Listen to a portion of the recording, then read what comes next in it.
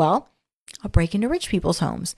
My parents are rich. My parents' friends are rich. My friends' parents are rich. I know how rich people live. They always have like a little bank envelope somewhere in their house because an emergency is going to happen in Florida. The bank's going to close. There's going to be a hurricane. They always have at least a couple, like $5 grand in an envelope in their closet somewhere or in their drawer. They always have nice jewelry. And I know that I'm not going to look out of place in a neighborhood like that because I can make myself fit in. So I'm just going to make provisions to fit into the neighborhood, have the right vehicle, have the right setup, have the right story, have the right, clothing, everything, all that. And basically what I thought was, okay, I don't have the muscle, so I'm by myself. Let me do this in a way that's going to be smart and reasonable for me. And I had never burglarized a home by myself, so I didn't really know what I was getting into. I didn't know the obstacles I was going to run into, but I knew that I would figure it out along the way, and that's exactly what happened. So only thing I knew from movies was that you leave shoe prints and you leave DNA behind, and that's how they get you. That's what I saw on the TV shows, so I wasn't going to leave DNA behind, and I wasn't going to leave my shoe print. I wore shoes that were always a size too small or a size too big, and I always tied my hair back really tight, and I had gloves. I figured if I had all that, I was at least good. It was like the starter kit.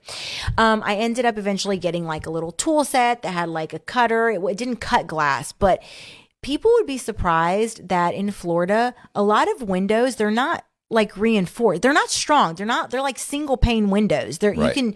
And they break. I mean, they're just not strong windows, and it's like a super modern home. So I realized that with this little tool thing that I had, I went in and I told the guy, hey, if my home's on fire at the supply store, if my home's on fire and I need to get out a window and I can't break it, do you have something that can break it? And he showed me this little like thing, and it had these 3 little tools. And like the first one, like you whip them out like this. And the first one was like something that made like an outline, like a scratch in glass. Yeah. The second one was like a little hammer thing. And the third one was like a little suction cup. So I just figured I'd use all of them whenever I could, however I could. And I started learning and I started practicing, and I realized some of them, when you hit them, they shatter. And then some of them, they don't. Some of them, you can suck the whole thing out. My whole point was not to separate the magnets on the alarms. So I was like, okay, don't separate the magnets on the alarms. Just go through take the glass out and walk in, but don't separate the magnets. Okay, check. Okay, but now we have motion detectors. How do we make sure that the motion detectors aren't going to detect me? Well, they need to have an animal. If they have an animal, the animal's walking around. They don't have motion detectors. Probably. Rich people they don't have pit bulls and in a crate somewhere. They have a golden doodle or a Frenchie or a lab walking around, and he's wagging his tail even if you're burglarizing their home. Right. So I just needed there to be some kind of animal.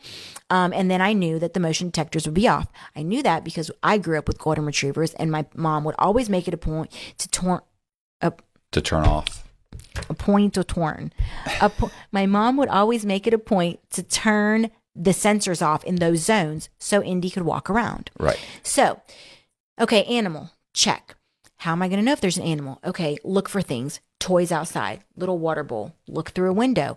Rich people, you will not believe how so many rich people have the little sign right on the front door, right by the doorbell, right by the freaking handle of the front door. It says, in case of an emergency or in case of fire, rescue my dog or cat. Willie, rescue Willie. Okay. So now I don't even have to look because you just told me Willie's in your house walking around. Right. So check. Okay. Now I'm going to ring the doorbell, and I'm going to, hopefully nobody answers. But if somebody answers, I'm going to say that I'm there to pick up the dogs for the doggy day out. So, it'll go with the scrub. So I'm just like walking you through, like I'm thinking all this. Right. So I'm like, hey, so I'm here to pick up your doggy. Wrong house. You're at the wrong house. That's it. So they'd answer, and I'd be like, hey, I'm here to pick up, Willie and Rufus for their doggy day out. I'm the transportation. And they'd be like, you have the wrong house. And I'd be like, oh my God, I'm so sorry. Let me go call my boss in the car and check. And then I'd wave. And, perception is crazy because when you're in someone's face and you're like, hey, I'm here. This is me. Look at me. I'm friendly. I'm nice. I'm outgoing and all this stuff.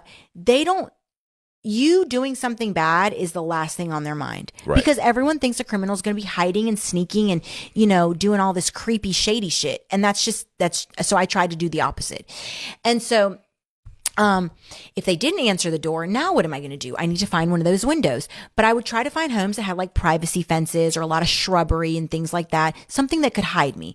So if I found all that, I would go to the backyard, and I would find a window. I would tap them a lot at first to see, like, some windows you could feel, man, were like solid, thick windows. And some windows were just, you could tell they were flimsy. Like, you'd knock on them and they, would wiggle and stuff. It was really weird, or like shake. Yeah.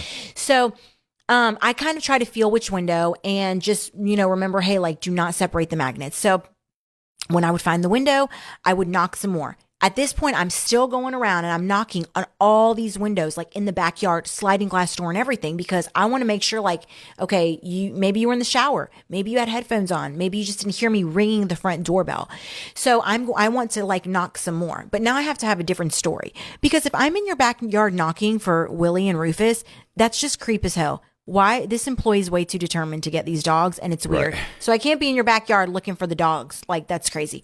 So at this point, I would say to them, hey, my friend, my coworker, whomever, Samantha, she asked me to come check on her mom, Miss Martha, because Miss Martha's not answering the phone and she's really worried about her. And she didn't have a break, but I did. So I'm just here to check on Miss Martha. That's why I'm knocking like a crazy person.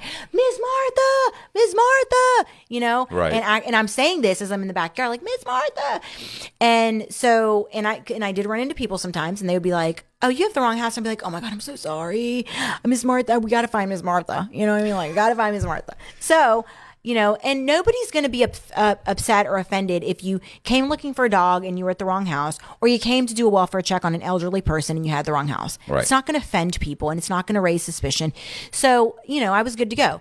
So, but if all that goes well, then I will go ahead and I will, get in. I'll break glass or suck glass out. I'll go in and I will always try to target the master bedroom or an office. When I got in, I, luckily was in the master bedroom, and I started going through the drawers. And as I started going through the drawers, I started putting things in my purse, and I ended up running across a gun. And I was like, oh shit, let me, put that to the side over there, because this could turn into a really serious charge if I pick this gun up or take it out or anything. Right.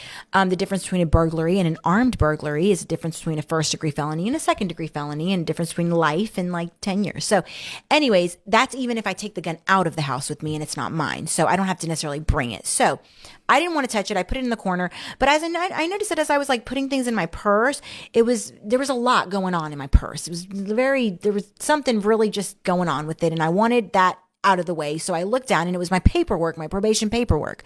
So I took it out of my purse and I put it on the desk or on the dresser. And I was like, okay, I'll get you in a minute when I'm done. So I keep going, I keep getting things, and I'm like, putting things in my purse. And all of a sudden I hear a man's voice say, hey, what are you doing? How cool would it be to take Elvis's jet to Graceland? It was very last minute. We had no permission from anybody, and it's no surprise what happens next is they not politely asked us to leave as soon as we pulled in. Well, how does that happen? So, I mean, did you pull in with the truck, or yeah. So you're in the cab? Well, so I met the truck driver there. Okay. So I had my own little airplane and I flew up, and then I met him there. He pulls in. I told him where to pull in too, because it's not a normal place that a semi truck would pull in, but also magically just happened to be the only place to turn around that size of a truck is the parking lot where the other two jets are. Okay. So I scouted it out first, and I'm like, here's what you're going to do. You're going to pull into there and be like, oh, I'm so sorry, I pulled into the wrong one. Right. And then you're going to pull into this parking lot to turn around, and then you're just accidentally or purposefully going to stall the truck out and have to turn it off and get out and check something just long enough for us to get the shot of these three airplanes being, for the first time ever, in the same place at the same time.